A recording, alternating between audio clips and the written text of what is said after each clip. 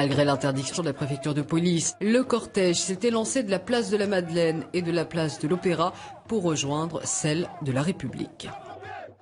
Pas mal des manifestants ici qui sont des travailleurs sans papier.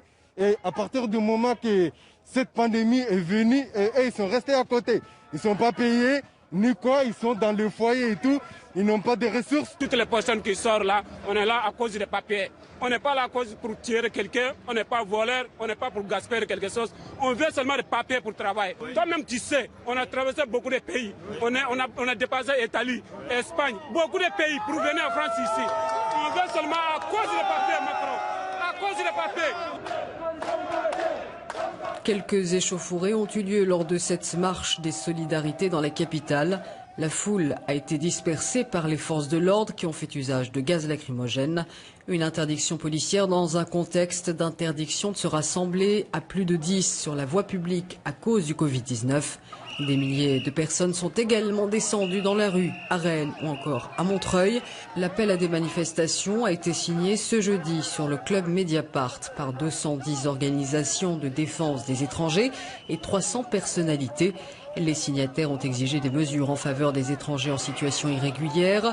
Dans cette tribune, les collectifs, syndicats et gilets jaunes demandent notamment une régularisation inconditionnelle de tous les sans-papiers.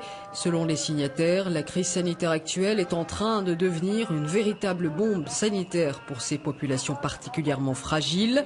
Dans un communiqué commun, les organisations de défense des étrangers et les personnalités à l'origine de cette première marche appellent à une nouvelle mobilisation le samedi 20 juin. Et écoutez à présent les analyses de nos invités qui se sont succédés par Skype cet après-midi lors de ces manifestations. Il faut sans doute, sans nécessairement faire énormément de bruit, regarder les choses secteur économique par secteur économique.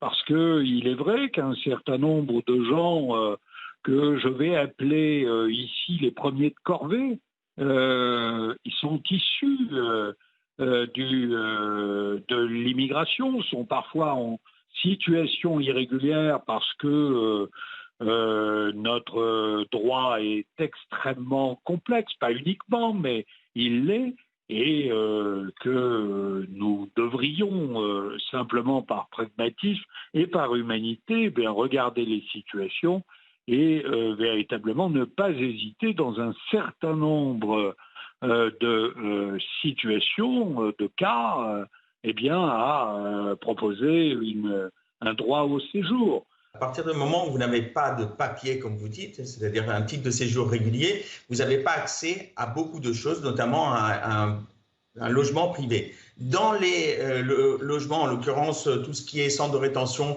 pour les personnes qui étaient en centre de rétention ou également pour les personnes qui sont dans les foyers, bien évidemment, les conditions ne sont pas remplies pour pouvoir avoir respecté l'ensemble de ce que demande le gouvernement, c'est-à-dire les gestes barrières, parce qu'effectivement, vous avez des foyers avec des cuisines collectives, par exemple, des emplacements collectifs. Donc, c'est très, très difficile de pouvoir respecter ces points-là. Il y a eu une dizaine de cas au centre de Vincennes. Donc, le centre de Vincennes, c'est 250 places, 280 places. Le centre de rétention, il s'était, autour du 17 mars, donc au début du confinement, largement vidé. Donc la préfecture avait dans un premier temps libéré un certain nombre de personnes qui s'y trouvaient. Le nombre de personnes qui étaient retenues est tombé à une quarantaine. Et puis ça recommençait à se remplir, ce qui semble tout à fait irresponsable parce qu'à ce moment-là, il aurait fallu le fermer. Le nombre est reparti à la hausse et il y a eu, courant avril, donc une dizaine de cas d'infection. D'ailleurs, le centre de rétention de Vincennes a été refermé à ce moment-là, mais les personnes qui s'y trouvaient ont été réparties sur d'autres centres de rétention tels que celui qui est proche de l'aéroport de Roissy, donc celui du Ménil-Amelot.